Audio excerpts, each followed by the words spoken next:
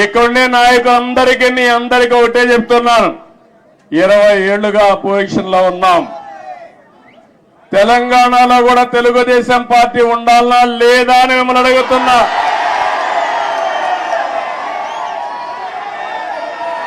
తెలుగు వారి ప్రయోజనాల కోసం తెలుగుదేశం పార్టీ ఉండాలనా లేదా అని మిమ్మల్ని అడుగుతున్నా. తెలంగాణ గడ్డ పైన పుట్టిన పార్టీ ఉండాలనా లేదా అని అడుగుతున్నా. తప్పకుండా ఇక్కడ పార్టీ కోసం పనిచేసిన కార్యకర్తలు ఉన్నారు. తొందరలోనే పార్టీని రీస్ట్రక్చరింగ్ చేస్తాం. మళ్ళా యువకుల్ని ప్రోత్సహిస్తాం, యువ రక్తాన్ని ఎక్కిస్తాం, చదువుకున్న వ్యక్తులందరినీ కూడా తీసుకొస్తాం. నేను ముందే విధంగా అయితే ఆలోచించానో ఇప్పుడు టెక్నాలజీ కూడా వచ్చింది కాబట్టి ఆంధ్రప్రదేశ్ ఒక విధానం, తెలంగాణ ఇంకొక విధానంతో ఆలోచించి ప్రత్యేకమైన శ్రద్ధ పెట్టి ఒక మంచి పార్టీని అభివృద్ధి చేద్దాం. ఇక్కడ తెలుగుదేశం పార్టీకి ఒక ప్రత్యేకత ఉంది. అధికారం ఉన్నా ప్రతిపక్షంలో ఉన్నా ఎప్పుడూ ప్రజాపక్షంలోనే మనం ఉంటాం. ఈరోజు ఎన్టీఆర్ ట్రస్ట్ బిల్డింగ్ ఇది. మీరు పక్కన చూస్తే బ్లడ్ బ్యాంక్ ఉంది. భువనేశ్వరి గారి నాయకత్వంలో స్కూల్స్ పెట్టాం. ఆ రోజు నేను పెట్టిన తర్వాత, నేను రాజకీయాల్లో యాక్టివ్ అయిన తర్వాత ఆ మేనేజ్మెంట్ ఆవిడ చూస్తా ఉంది. ఇంకో పక్క బసవతారకం క్యాన్సర్ హాస్పిటల్ ఈ రోడ్లోనే ఉంది. అది మన నాయకుడి కళ. ఆ రోజు ఆయన ఆలోచించాడు, ఎవరైతే మా అత్తగారు క్యాన్సర్ తో చనిపోతే ఇంకొకరి మారిగా చనిపోకూడదని ఆలోచించి క్యాన్సర్ హాస్పిటల్ ప్రారంభించాడు. చేయాలని ఆలోచన వచ్చింది. తర్వాత నేను ముఖ్యమంత్రి అయిన తర్వాత దాన్ని అభివృద్ధి చేశాను. ఇప్పుడు బాలకృష్ణ గారి ఆధ్వర్యంలో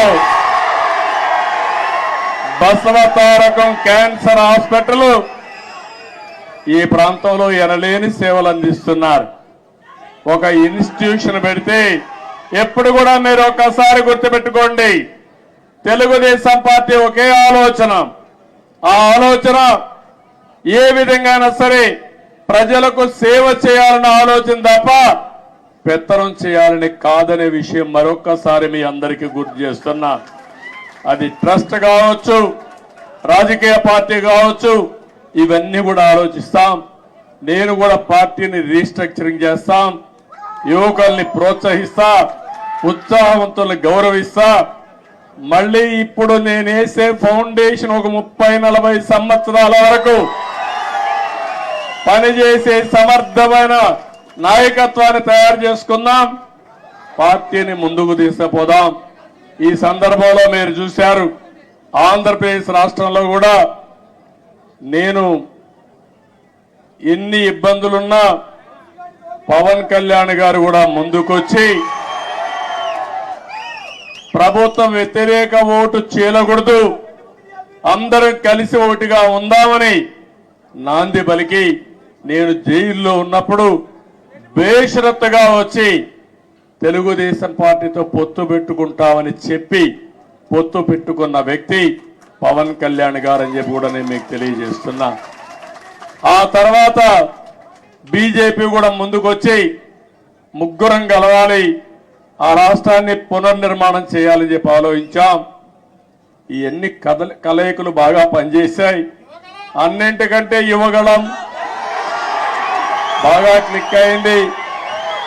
నిజం గెలవాలి కూడా బాగా మహిళల్లోకి వెళ్ళింది.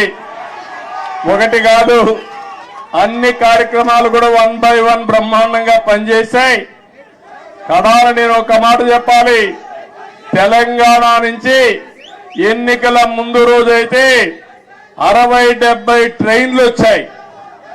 మామూలు కాదు, ఒక్కొక్క ట్రైన్ ఫుల్గా వచ్చారు. ఏసీ ట్రైన్లో పట్టరాని విధంగా మనుషులందరి దగ్గర ఒకసారి ఏసీ గాని ఆఫ్ అయిపోతే సఫకేషన్ వస్తే ఏమవుతుందో తెలియదు. అది కూడా పట్టించుకోకుండా ఎట్టి పరిస్థితుల్లో మేము ఓటు వేయాలని ఊరు ఊరు కదిలొచ్చారు. కొంతమంది ఇక్కడ ఈ ప్రాంతం నుంచి పేదవాళ్ళు, చిన్న చిన్న పనులు చేసుకునేవాళ్ళు, వంట తయారు చేసుకుని క్యారియర్ పట్టుకొని వచ్చి ఓటేసి మళ్ళా తిరిగి వచ్చారంటే ఏ విధంగా వాళ్ళు రుణం తీర్చుకోవాలో నాకైతే అర్థం కావడం లేదు. చాలా మంది ఎన్ఆర్ఐలు అమెరికా నుంచి, ఆస్ట్రేలియా నుంచి, ఆఫ్రికా నుంచి, వివిధ దేశాల నుంచి లక్షల రూపాయలు ఖర్చు పెట్టుకుని ఒక ఓటేసిపోయారంటే, కొన్ని నెలలు ఇక్కడే ఉండి గ్రామాల్లో తిరిగి పనిచేశారంటే వాళ్ళందరి రుణం తీర్చుకోవాల్సిన అవసరం ఉంది. అందరి కలయిక, అందరూ కలిసి పనిచేయడమే. మొన్న రాష్ట్ర ఎన్నికల్లో ఒక సునామీ వచ్చింది. ఈ సునామీ మా తమ్ముళ్ళు చెప్పినట్టు సైకోనే కాదు, అక్కడ భూతం ఉంది. నేను ఎవరిని రమ్మని అడిగితే వాళ్ళు అంటున్నారు, మీరు బాగానే ఉంది, మీ మీద మాకు నమ్మకం ఉంది, మీకు ట్రాక్ రికార్డు ఉంది, కానీ మీ రాష్ట్రంలో ఒక భూతం ఉంది. ఒకవేళ వస్తే మళ్ళీ మీ ప్రజలు ఎప్పుడైనా ఆలోచిస్తే మళ్ళా ఆ భూతం ముందుకు వస్తే మేమేమవుతామని అడిగే పరిస్థితికి వస్తున్నారు. నేను చెప్పాను, ఆ భూతాన్ని పూర్తిగా భూస్థాపితం చేసే బాధ్యత తీసుకుంటాం. రాష్ట్ర ప్రయోజనాలే ధ్యేయంగా పనిచేస్తాం. ఆ రాష్ట్రంలో మీరు చూస్తే రాజకీయాల్లో అర్హత లేని వ్యక్తులు రాజకీయాల్లోకి వస్తే ఏం జరుగుతుందో దానికి నిదర్శనం మొన్న 5 సంవత్సరాలు. ఇప్పుడు నేను నిరూపించాల్సింది రాజకీయాల్లో ఎలాంటి వ్యక్తులు మంచి వాళ్ళు ఉంటే ఏం జరుగుతుందో అది నిరూపించే సమయం వచ్చిందని చెప్పి కూడా నేను మీకు తెలియజేస్తున్నా. ఎక్స్పెక్టేషన్స్ ఎక్కువగా ఉన్నాయి. ఆకాశంలో చాలా మంది ఈ రోజే అయిపోవాలని కూడా ఆలోచిస్తున్నారు. కానీ అక్కడ ఖజానా చూస్తే ఖాళీ అయిపోయింది. పనిచేసే వ్యక్తులు కూడా లేరు. అన్ని సమస్యల సుడిగుండంలో ఉన్నాం. పర్వాలేదు, భగవంతుడు ఎప్పుడు నాకు ఒక ధైర్యాన్ని ఇస్తాడు. ఎప్పుడు కూడా సంక్షోభంలో అవకాశాలు వెతుక్కోవడం నా నైజం. తప్పకుండా మళ్ళా అలాంటి అవకాశాలు ఎదుర్కొని ఎక్కడికక్కడ ముందుకు పోతాం. 95లో అదే జరిగింది. హైదరాబాద్ లో కూడా ఆ రోజు జీతాలు ఇవ్వలేకపోయా. 2004 కంత బెస్ట్ ఎకానమీగా తయారు చేశాం. కష్టాలు తెలిసిన పార్టీ తెలుగుదేశం పార్టీ, ప్రజల ఇబ్బందులు తెలిసిన పార్టీ తెలుగుదేశం పార్టీ. ఇవన్నీ చేస్తామని చెప్పి తెలియజేసుకుంటూ మరొకసారి మీ అందరినీ మనస్ఫూర్తిగా అభినందిస్తున్న ఇక్కడ మీడియా కూడా ఉన్నారు.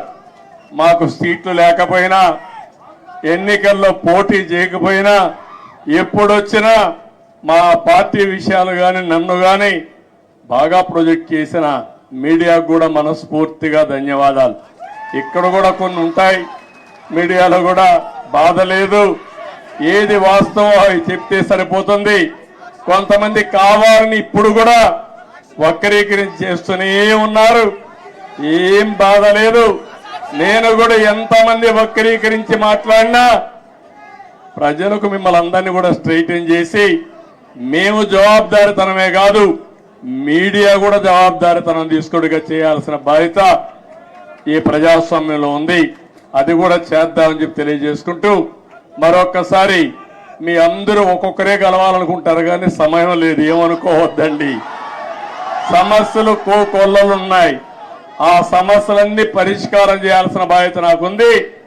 తొందరలో మళ్ళీ వస్తా, పార్టీ ఆఫీసులో టైం ఇస్తా, అందరితో కలుస్తా.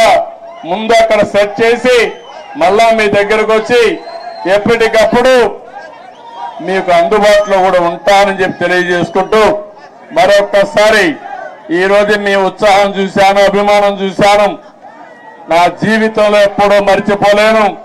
ఇవన్నీ ఒక్కొక్క నాయకుడికి ఒక్కొక్క సమయంలో మధుర స్మృతులుగా జ్ఞాపకం ఉంటాయి. నేను ఎవరిని ఈరోజు రమ్మని కూడా పిలవలేదు, కానీ ఈ పార్టీకి ఇక్కడికి వచ్చి 10 మందికి ధన్యవాదాలు తెలియచేయాలనే ఉద్దేశంతో వచ్చా. ఆ సందర్భంగా ఇంత పెద్ద ఎత్తున వచ్చారు. మీ అందరికీ పేరు పేరున మనస్ఫూర్తిగా కూడా శిరస్సు వంచిన నమస్కారాలు తెలియజేసుకుంటూ, మీకే కాకుండా తెలంగాణ మారుమూల ప్రాంతాల్లో ఉండే తెలుగుదేశం పార్టీ శ్రేయోభిలాషులందరికీ మనస్ఫూర్తిగా అభినందనలు, ధన్యవాదాలు తెలియజేసుకుంటూ అందరికీ నమస్కారాలు. జై హింద్, జై తెలుగుదేశం, జై తెలంగాణ.